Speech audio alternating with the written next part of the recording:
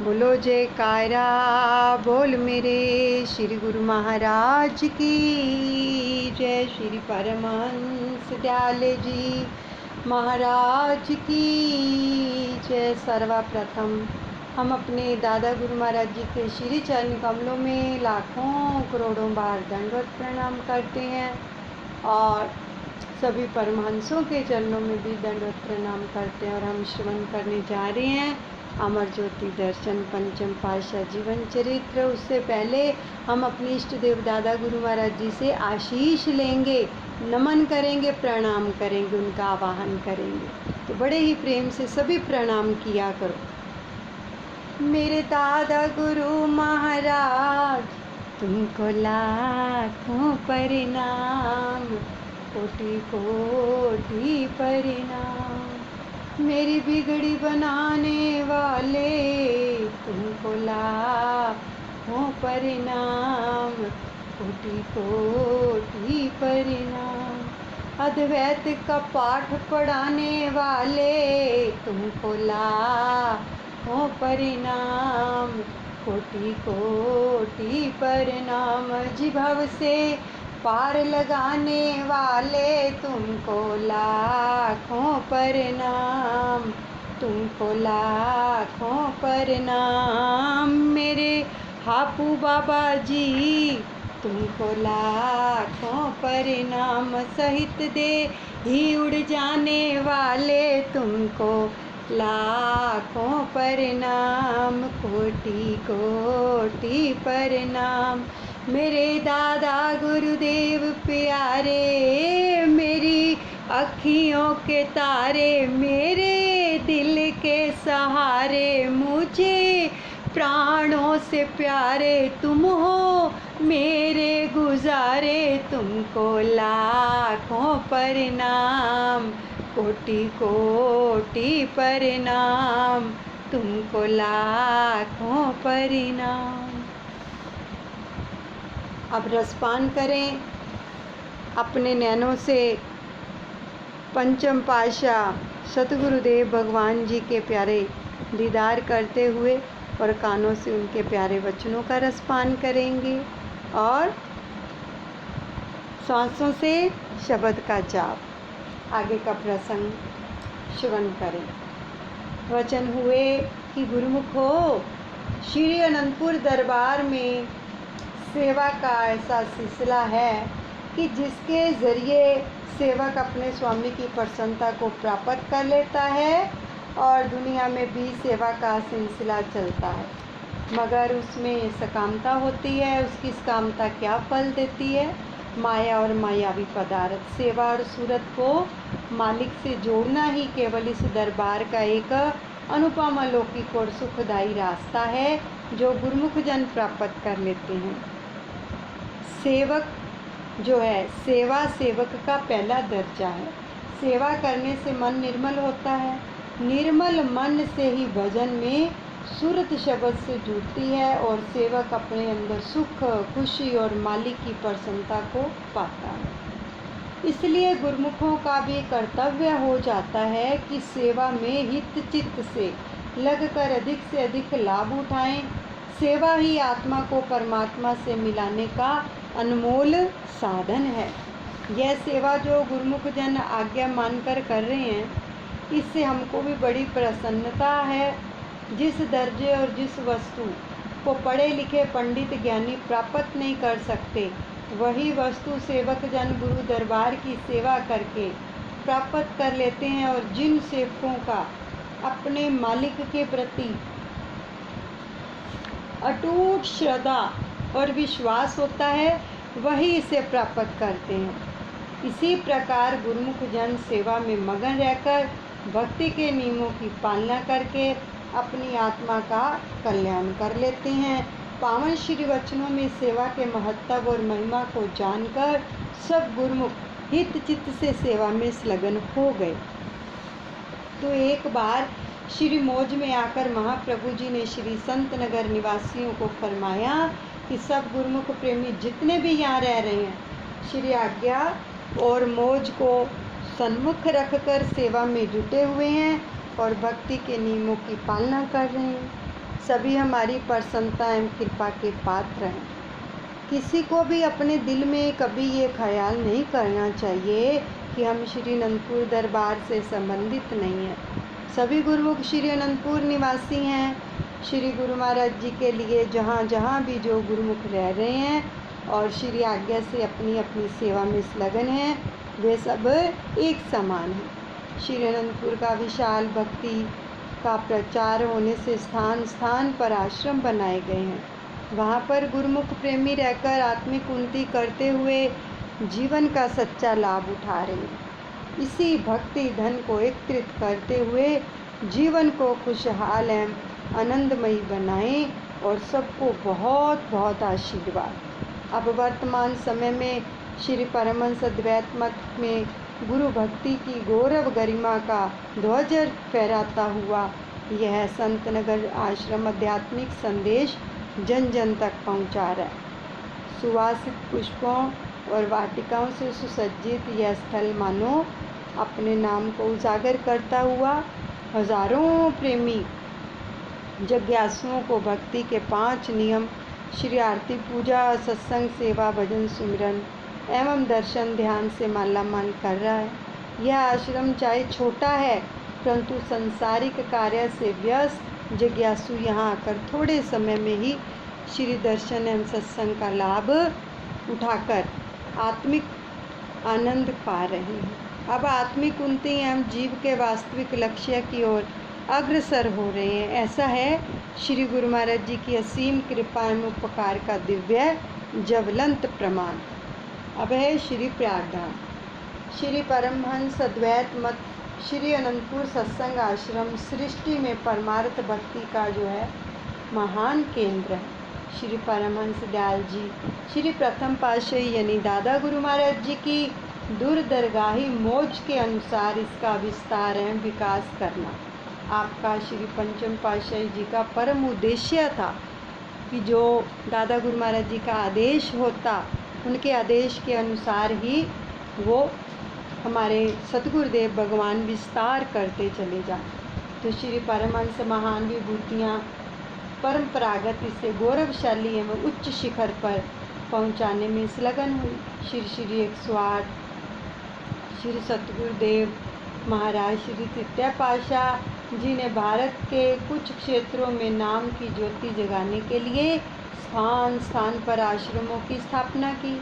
तो उनकी हार्दिक उमंग यही थी कि दूर दूर से संस्कारी आत्माएं अपने समीप ही भक्ति का लाभ उठाने में समर्थ हों। जीव कल्याण हेतु आत्मिक सुख की संपदा को पाने के लिए महाराष्ट्र में 5 सितंबर सन 1952 में 1952 में उर्ली कांचन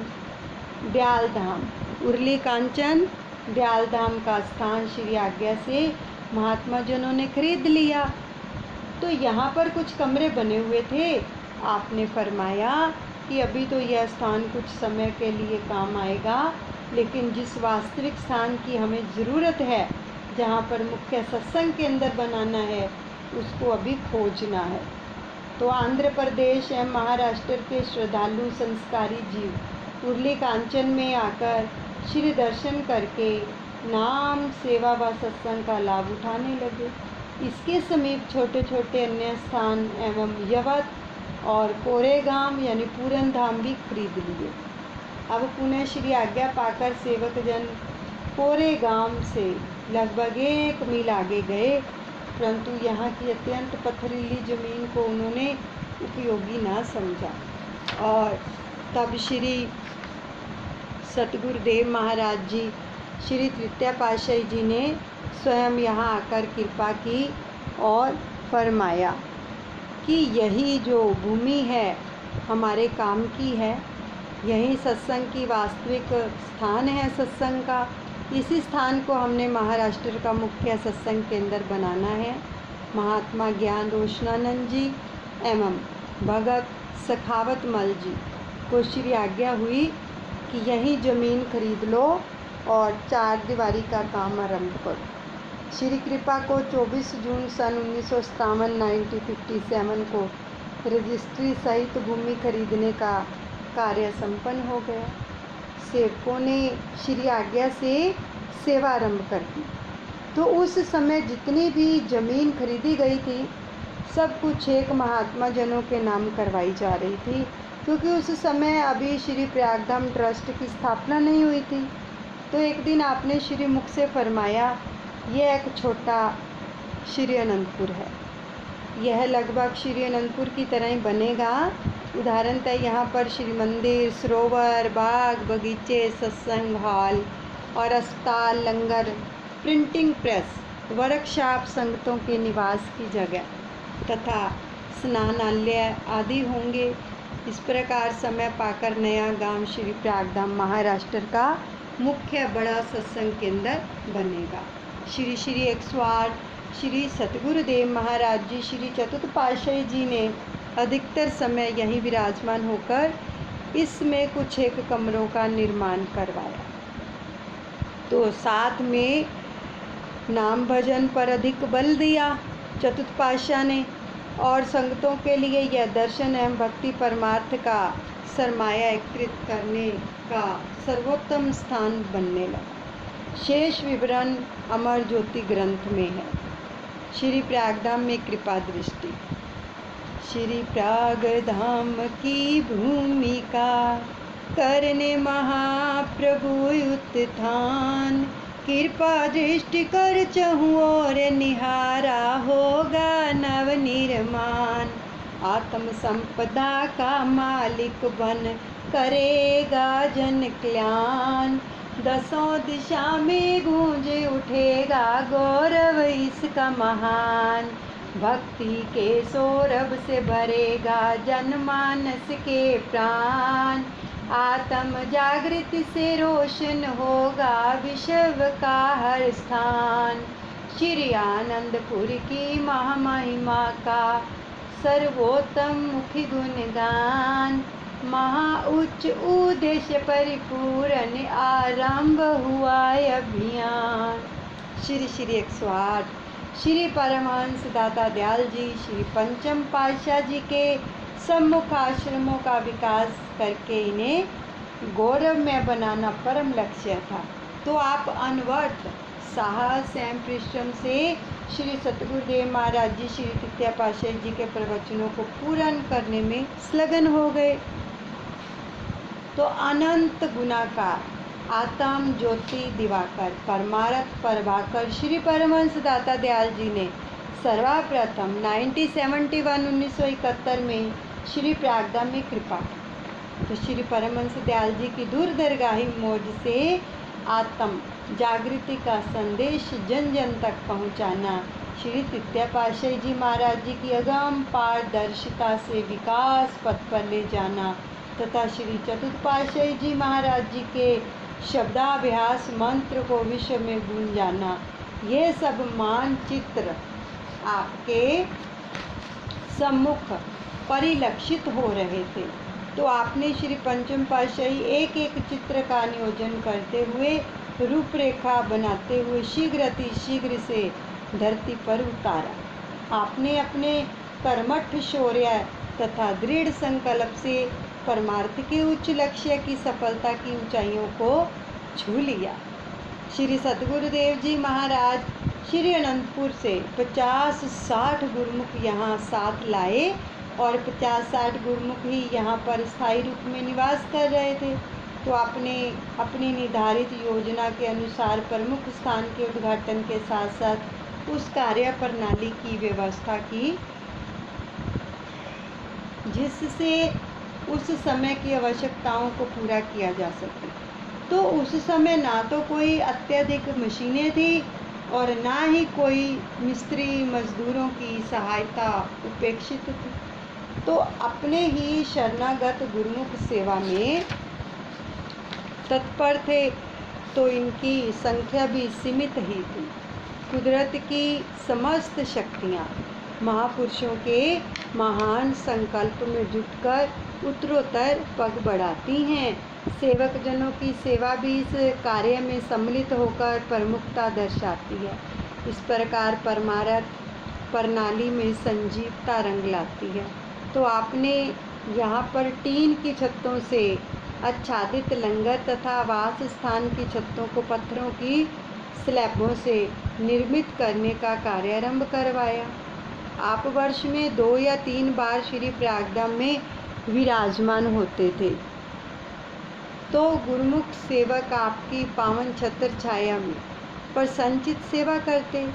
दूर दूर तक कहीं भी इस धरती पर पेड़ पौधों का नामो निशान नहीं था। केवल काले पत्थरों से भरी चट्टानों ज्योति हर स्थान पर दिखाई देती थी और कुदरत का करिश्मा। जब सेवक जन सेवा में संलग्न होते तो उस समय हवाओं में तनिक भी गर्माहट नहीं होती। तपती धूप में भी किसी को गर्मी की या थकान प्रतीत नहीं होती। तो आपके मुस्कुराते नूरानी दिव्य मुखड़े की झलक पाते ही तन प्राण में नई स्फूर्ति समा जाती। आप बहुधा गुरुमुखों का उत्साह बढ़ाने तथा गुरु सेवा की महिमा दर्शाने के लिए श्री प्रवचन फरमाते कि आप गुरुमुख प्रेमियों को सेवा के साथ साथ सुमरन व सत्संग के नियमों का भी पालन करवाते। तो आप कभी कभी दयालधाम और उर्ली कंचन में सबको ले जाकर वहाँ सेवा भी करवाते और भंडारे के आयोजन के साथ साथ प्रसाद खिलाते हुए उन्हें सरसाते। कभी कभी श्री प्रयागधाम में छतरी नुमा स्थान पर ले जाकर प्रेमियों को मन हरण लीलाओं से हर्षाते और भजन अभ्यास पर बिठाते और पुनः मृदुल मधुर मधुर वचन फरमाते कि देखो कि यहाँ पर सनसनाती हुई हवा का संगीत कितना आह्लाद भरता है, तन मन को शीतलता का अनुभव कराता है, मस्ती और आनंद का राग गाता है। ऐसे ही जो प्रेमी अंतर मन में शब्द के संगीत के तार में से जो है में सुरती जोड़ लेता है तो वह प्रभु से एकाकार हो जाता है। तो इसी प्रकार आत्म विभोर गुरुमुख अपने महाप्रभु जी की महिमा का गुणगान करते और पुनः आपके संग श्री प्रयागधाम आने के लिए घड़ियाँ गिनते। बम्बई, कोल्हापुर, शोलापुर तथा पूना में काफ़ी गुरुमुख श्री दरबार से जुड़े हुए थे। आपके श्री प्रयागधाम में पदार्पण करते ही सब संतों के मन में श्री दर्शन के लिए उमंगे भरने लगी। महात्मा दर्शन प्रेमानंद जी की संगत कोल्हापुर और शोलापुर से श्री दर्शन करने हेतु श्री प्रयागधाम आई। तो उन्होंने महात्मा जी को विनय की कि क्या यह श्री सतगुरु जी महाराज जी श्री तीसरी पातशाही जी की तरह हमें प्यार देंगे, तो क्या हमारा दिल इनसे जुड़ जाएगा। चूँकि सिंधी संतों को श्री तृतीया पातशाही महाराज जी से अथाह प्रेम था, तो वह प्रेम के रंग में रंगे हुए दीवाने थे। महात्मा जी ने उत्तर दिया, गुरुमुखो, महापुरुषों की रूहानी ज्योत एक ही है, बाहरी रूप से उन्हें मत देखो। जब तुम उनके दिव्य स्वरूप के दर्शन पाओगे तो तुम्हारा अपना दिल और आत्मा ही तुम्हें साक्षी देंगे। तो श्री सतगुरुदेव महाराज श्री पंचम पातशाह ने महात्मा जी व समस्त संगत को मत्था टेकने का समय दिया और आपके नूर नूरानी स्वरूप एवं मधुमय दृष्टि को पाकर संगत निहाल हो गई। हृदय में हर्षोल्लास और आनंद का सागर लहराने लगा। तो सबको ऐसा लग रहा था कि मानो आज सब कुछ ही पा लिया हो। चकोर बने उनके नयन मुखमंडल की आभा को एक टक निहार रहे थे। तो आपने मृदु वचनों में फरमाया, प्रेमियों, श्री प्रयागधाम में श्री परमहंस अद्वैत मंदिर बनेगा। यह खुशखबरी सबसे पहले आपको दे रहे हैं। सब गुरुमुख प्रेमी सबने तन मन धन से इस सेवा को अंजाम देना है। तो महापुरुष संस्कारी अधिकारी रूहों की पुकार से धराधाम पर अवतरित होते हैं और यह नाता अमर व आदि जुगाद पुराना है। और आप यहाँ भक्ति लेने के लिए आए हैं और हम यहाँ पर भक्ति देने के लिए आए हैं। हम तुम्हारे लिए आए हैं और तुम हमारे लिए आए हो। यही भक्ति का नाता है। आनंद मनाओ खुशी से भरपूर जीवन बिताओ और अपने लक्ष्य को पाओ। कितने सुंदर वचन है कि तुम हमारे लिए आए हो, हम तुम्हारे लिए आए हैं। इसलिए ये पंक्तियाँ याद आ गई। तुम हमारे थे प्रभु जी, तुम हमारे हो प्रभु जी, तुम हमारे ही रहोगे। ऐ मेरे गुरुदेव, हम तुम्हारे थे प्रभु जी, हम तुम्हारे हैं प्रभु जी, हम तुम्हारे ही रहेंगे। ऐ मेरे प्रीतम। श्री वचन श्रवण करते ही प्रफुल्लित हो सबके उच्च स्वर में जयकारा बुलाया सबने, और कई गुरुमुख जिज्ञासु जन प्रेम अश्रु बहाते हुए प्रार्थना कर रहे थे कि प्रभु हमें क्षमा करना, आपने हमारे संशय को दूर कर हमें प्रेमा भक्ति से भरपूर कर दिया है। क्योंकि उन्होंने ये विचार संशय मन में रखा था कि क्या हमें तीसरी पातशाही जी की तरह प्यार दे पाएंगे, ऐसा प्यार मिलेगा। तो वो ही हुआ कि उनको खूब प्यार दिया। तो आपके नूरानी मुखमंडल में हमें उसी ज्योतिर्मय दिव्य स्वरूप के दर्शन की झलक मिल गई है। तत्पश्चात आपने अन्य स्थानों से आई हुई संगतों को भी पावन श्री दर्शन एवं अमृतमयी प्रवचनों से कृतार्थ करके उनकी अंतरात्मा में अनूठी खुशियाँ भर दी, और हर गुरुमुख इस दिव्य सौगात को पाकर आनंद विभोर उठा और साथ साथ परमार्थ सत्संग कार्य तथा निर्माण कार्य का संचालन आरंभ किया। तो इस प्रकार कुछ समय यहाँ रहकर पुनः श्री अनंतपुर तथा श्री संतनगर की ओर जो थे प्रस्थान कर लेते। यहीं पर सत्संग को विश्राम देते हैं। बोलो जयकारा बोल मेरे श्री गुरु महाराज की जय। श्री परमहंस दयाले जी महाराज की जय। सब अपने दादा गुरु महाराज जी के चरणों में अर्पण करते हैं। अनुचित क्षमा करें।